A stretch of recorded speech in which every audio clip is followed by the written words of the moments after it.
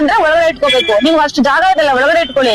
ಮಸಾಲೆ ಫ್ರೈ ಮಾಡ್ಬೇಕಾದ್ರೆ ಕಣ್ಣಿಗೆ ಬೀಳತ್ತೆ ಅಂತ ಪಬ್ಲಿಕ್ ಕಂಪ್ಲೇಂಟ್ ಮಾಡಿದ್ದಾರೆ.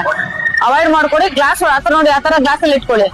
ಫ್ರೈ ಮಾಡ್ಬೇಕಾದ್ರೆ ನಂಗೆ ಇಟ್ಕೋಬೇಕು. ನಾವ್ ಇಲ್ಲಿ ಸ್ವಲ್ಪ 2 ನಿಮಿಷ ನಿಂತ್ಕೊಂಡ್ರೆ ನಮ್ ಕಣ್ಣಿಗೆ ಬರುತ್ತೆ, ನಿಮ್ಗೆ ಬರಲ್ವಾ? ನಿಮ್ಗೂ ಬರುತ್ತೆ ತಾನೆ. ಫಸ್ಟ್ ಅವೇರ್ನೆಸ್ ಮಾಡ್ತಾ ಇದೀವಿ. ನೆಕ್ಸ್ಟ್ ಏನಿದೆ ಸರ್ಕಾರ ಪ್ರಕಾರ ನಾವ್ ಆಕ್ಷನ್ ತಗೊಳ್ತೀವಿ. ಬಾಳೆ ಎಲೆ ಆದ್ರೂ ಹಾಕಿಡಿ, ಇದ್ರ ಮೇಲೆ ಒಂದ್ ಬಾಳೆ ಎಲೆ ಹಾಕಿಡಿ. ಎಲ್ಲ ಗಾಡಿ ಹೋಗುತ್ತೆ, ಧೂಳೆಲ್ಲ ಎಬ್ಬತ್ತೆ, ಇದ್ರ ಮೇಲೆ ಬೀಳತ್ತೆ. ಒಂದ್ ಎಲೆ ಹಾಕಿಡ್ಬೇಕು. ಎಲ್ಲ ಪಬ್ಲಿಕ್ ಎಲ್ಲ ಕಂಪ್ಲೇಂಟ್ ಮಾಡ್ತಾ ಇದಾರೆ. 2 ವೀಲರ್ ಓಡಿಸ್ಕೊಂಡು ಹೋಗ್ತೀವಿ, ಮಸಾಲೆ ಕಣ್ಣಿಗೆ ಬೀಳುತ್ತೆ, ನಮ್ಗೆ ಆಕ್ಸಿಡೆಂಟ್ ಆಗೋ ಚಾನ್ಸಸ್ ಇದೆ ಅಂತ ಪಬ್ಲಿಕ್ ಬಹಳ ಜನ ಬಂದು ನಗರಸಭೆಗೆ ಕಂಪ್ಲೇಂಟ್ ಮಾಡಿದ್ದಾರೆ. ಗ್ಲಾಸ್ ಹಾಕೋಬೇಕು, ಇಲ್ಲಾಂದ್ರೆ ಈ ಫ್ರೈಡ್ ಮಾಡೋದು, ಕಬಾಬ್ ಮಾಡೋದೆಲ್ಲ ಒಳಗಡೆ ಇಡ್ಬೇಕು.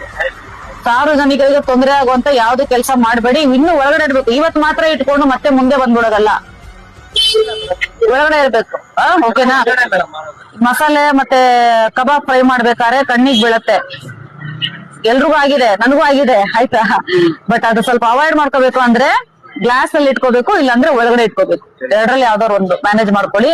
ಇದು ಒಂದು ಅವೇರ್ನೆಸ್ ತರ ಕೊಡ್ತಾ ಬರ್ತಾ ಇದೀವಿ. ನೆಕ್ಸ್ಟ್ ಈ ತರ ಆದ್ರೆ ಆಕ್ಷನ್. ಕವರ್ಸ್ ಇದೆಯಾ? ಪ್ಲಾಸ್ಟಿಕ್ ಕವರ್ ಯೂಸ್ ಮಾಡಂಗಿಲ್ಲ ಬಾಳೆ ಎಲೆಯಲ್ಲಿ ಅಥವಾ ಇದು ಎಲೆ